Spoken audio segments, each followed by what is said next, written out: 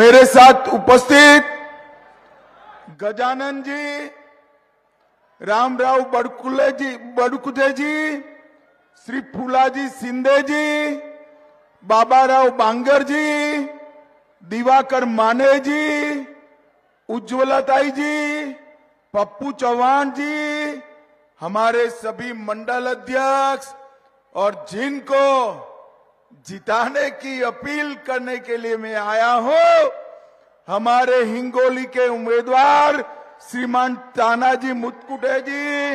अरे तानाजी आगे आओ, आगे आओ।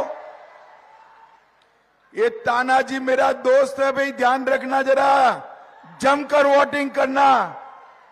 और हमारे माननीय संतोष बांगेर जी, संतोष जी आए हैं, आगे आओ, आगे आओ, आ रहे हैं।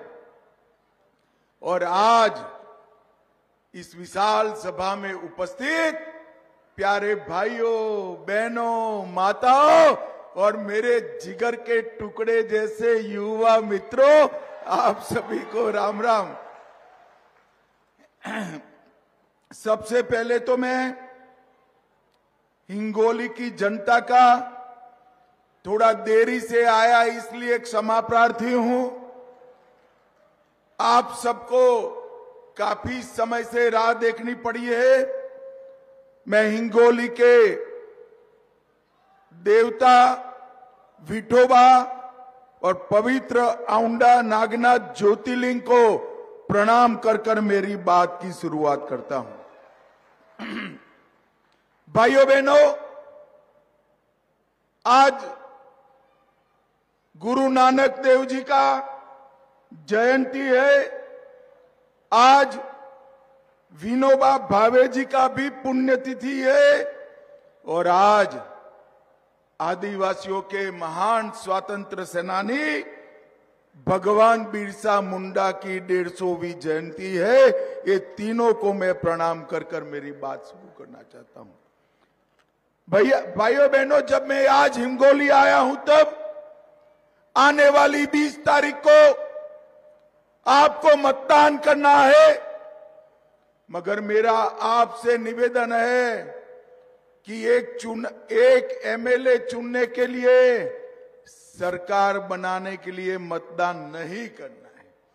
भाइयों बहनों, आगामी चुनाव तय करने वाला है कि महाराष्ट्र छत्रपति शिवाजी महाराज और सावरकर के रास्ते पर चलेगा या औरंगजेब के रास्ते पर चलेगा, ये तय करना। हमारी महायुति ने कोई कंफ्यूजन के बगैर छत्रपति शिवाजी महाराज और वीर सावरकर का रास्ता चुना है। और ये अघाड़ी जो है, ये औरंगजेब फैन क्लब है, औरंगजेब फैन क्लब तय कर देना किसको चुनना है। ये महाराष्ट्र की संस्कृति की रक्षा का चुनाव, ये शिवाजी महाराज के स्वप्नों को साकार करने का चुनाव है और महान बाला साहेब ठाकरे के सिद्धांतों पर चलने वाली सरकार चुनने का सवाल है। अभी अभी ये राहुल बाबा यहां घूम रहे हैं, जानते हो ना राहुल बाबा को भाई, जानते हो? अब ये सोनिया जी है, उन्होंने अब तक राहुल बाबा को लॉन्च करने के 20 प्रयास किए। कितने किए भाई? 20। और 20 बार ये प्लेन क्रैश कर गया। अब मैं सोनिया जी को कहना वाला हूं, सोनिया जी, ये 21वां प्रयास भी फेल जाने वाला है, राहुल बाबा का प्लेन क्रैश होने वाला। अभी अभी हरियाणा चुनाव के अंदर राहुल बाबा ने ताल ठोक कर कहा कि हम तो जीत चुके। इतना अहंकार, लोकतंत्र में इतना अहंकार, और परिणाम देखिए, हरियाणा में कांग्रेस का सुपड़ा साफ हो गया और भाजपा की सरकार बनी। मैं आज कहने आया हूं महाराज महाराष्ट्र की जनता को पूरा देश मोदी जी के साथ है। महाराष्ट्र की हर लाडली बहना एकनाथ शिंदे और देवेंद्र फडणवीस के साथ है। महाराष्ट्र का हर गरीब एनडीए के साथ है। आने वाले दिनों में महाराष्ट्र में महायुति की सरकार बनने वाली है। महायुति की सरकार। भाइयों बहनों, मुझे बताओ, ये कश्मीर जो है हमारा है या नहीं है? ऐसे नहीं भाई, ऐसी आवाज नहीं चलेगी। जोर से बोलो, कश्मीर तक आवाज जानी चाहिए। कश्मीर भारत का है या नहीं है? ये कांग्रेस पार्टी जिन्होंने 70 साल तक धारा 370 को संभाल कर रखा, मोदी जी ने पलक झपकते ही धारा 370 को समाप्त कर दिया, समाप्त। और अभी अभी ये राहुल बाबा की कांग्रेस पार्टी ने प्रस्ताव पारित किया है कश्मीर में कि हम धारा 370 वापिस लाएंगे। राहुल बाबा, मेरी कान खोलकर सुन लो मेरी बात को। ये हिंगोली की पवित्र भूमि पर मैं कहकर जाता हूं, आप तो क्या, आपकी चौथी पीढ़ी भी आएगी, धारा 370 वापिस नहीं। भाइयों बहनों, 10 साल तक सोनिया, मनमोहन, शरद पवार की सरकार थी। आए दिन बम धमाके होते थे और हमारे हजारों लोग मारे जाते थे, मगर सोनिया, मनमोहन के कान पर जू नहीं रहती थी। मोदी जी आए, फिर से पाकिस्तान ने हमला किया उरी और पुलवामा में।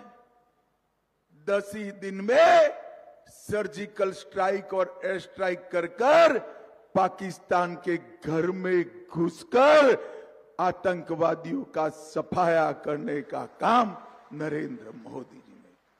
ये अघाड़ी के सांसद सुप्रिया सुळे जी के नेतृत्व में वक्फ बोर्ड में हम जो सुधार लाना चाहते हैं, इसका विरोध करते हैं। अभी अभी कर्नाटक में कांग्रेस की सरकार है, गांव के गांव वक्फ बोर्ड ने नाम पर कर दिए 500, 300 साल पुराने मंदिर, किसानों की भूमि, गांव वालों के घर, पूरा गांव ही वक्फ की संपत्ति बन गया। मुझे बताओ हिंगोली वालों, ये वक्फ बोर्ड को बदलना चाहिए या नहीं बदलना चाहिए? अरे जोर से बोलो, बदलना चाहिए या नहीं बदलना चाहिए? ये कांग्रेस वाले विरोध करते हैं।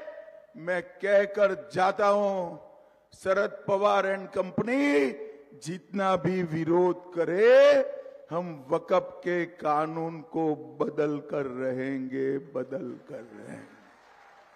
भाइयों बहनों, ये हिंगोली विधानसभा में कितना काम हुआ है, इसकी डिटेल मैंने मंगाई, हमारे तानाजी ने मुझे भेजी।